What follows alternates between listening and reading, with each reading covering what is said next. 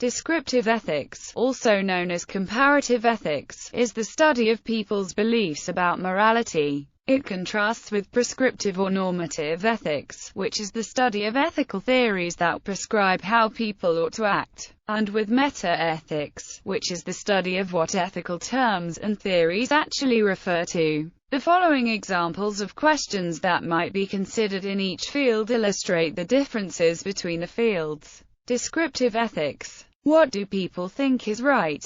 Meta-ethics. What does right even mean? Normative ethics. How should people act? Applied ethics. How do we take moral knowledge and put it into practice? What is descriptive ethics? Descriptive ethics is a form of empirical research into the attitudes of individuals or groups of people. In other words, this is the division of philosophical or general ethics that involves the observation of the moral decision-making process with the goal of describing the phenomenon. Those working on descriptive ethics aim to uncover people's beliefs about such things as values, which actions are right and wrong, and which characteristics of moral agents are virtuous. Research into descriptive ethics may also investigate people's ethical ideals or what actions societies reward or punish in law or politics. What ought to be noted is that culture is generational and not static. Therefore, a new generation will come with its own set of morals, and that qualifies to be their ethics.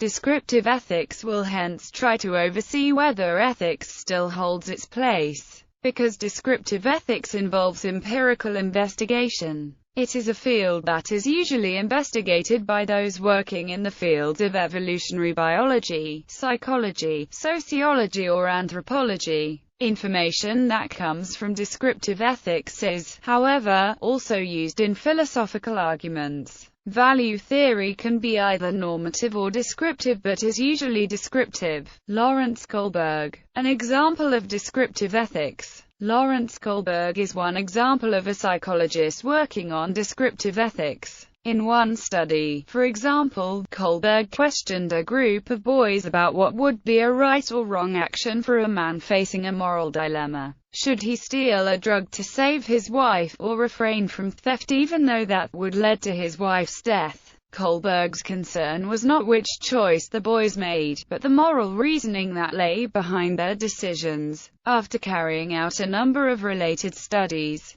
Kohlberg devised a theory about the development of human moral reasoning that was intended to reflect the moral reasoning actually carried out by the participants in his research. Kohlberg's research can be classed as descriptive ethics to the extent that he describes human beings' actual moral development. If, in contrast, he had aimed to describe how humans ought to develop morally, his theory would have involved prescriptive ethics. Descriptive ethics and relativism. Descriptive ethics does not explicitly discern between good and bad ethical theories. This can be interpreted in two ways. Descriptive ethics claims, implicitly or explicitly, that amorality is moral. Descriptive ethics thus embraces moral relativism. Or, descriptive ethics makes no claim that amorality is moral. Its innate amorality is solely due to a practical division of labor between descriptive ethics and normative ethics. The first position holds descriptive ethics to be in competition with normative ethics, whereas the second holds it as complementary to normative ethics.